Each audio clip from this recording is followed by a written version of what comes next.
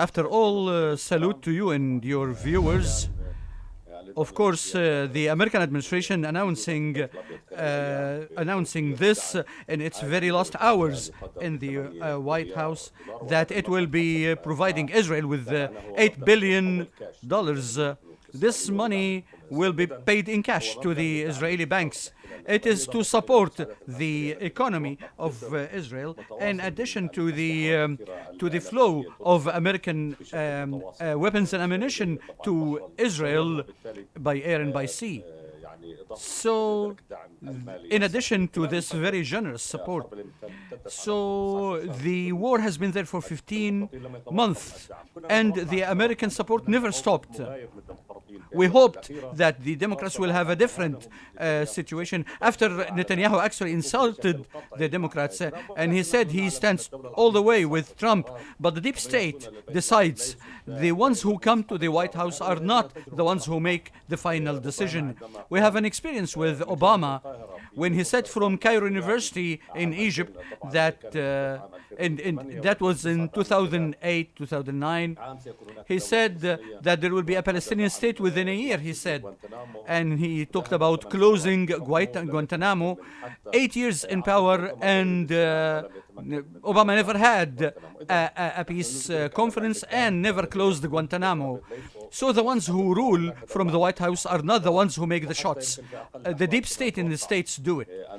And we also thought that the American administration in its last days, like what happened in December 2016, the Democrats allowed 2343. But this time, there is no orientation for the Democratic administration to do anything positive towards the Palestinians. The Americans have decided finally to be with Israel. So the deep state is supporting Israel all the way. Now, how do you view the resumption of ceasefire negotiations in Gaza and the possibility of reaching an agreement?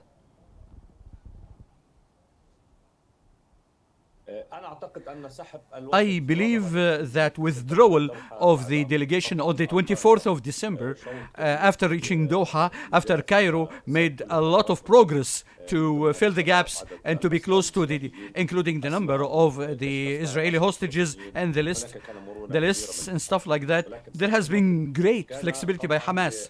Withdrawing the Israeli delegation was to get them to participate in the Hanukkah festival.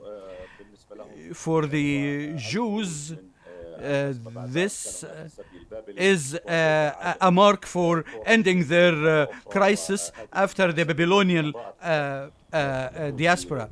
So in the religious textbooks, they talked about that. And this feast is so important for Israel. So that's why the delegation was withdrawn and back on the 3rd of January. Between that day till the 2nd of January, this is the Hanukkah festival.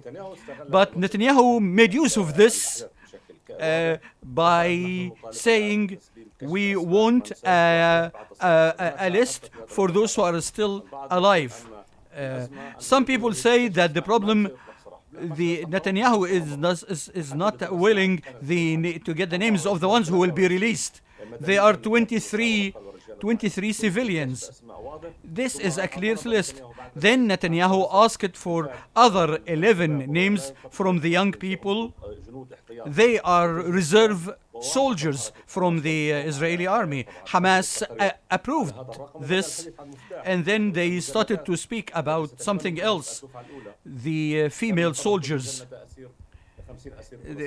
And in this time, also the resistance said for every Israeli soldier out of the 11 new, there should be at least 100 Palestinian prisoners. We have in the Israeli prisons 21,000 Palestinian prisoners. So now they say 50 Palestinians, and now we are speaking about some 800 Palestinian prisoners to be released, and the lists should be decided by the resistance.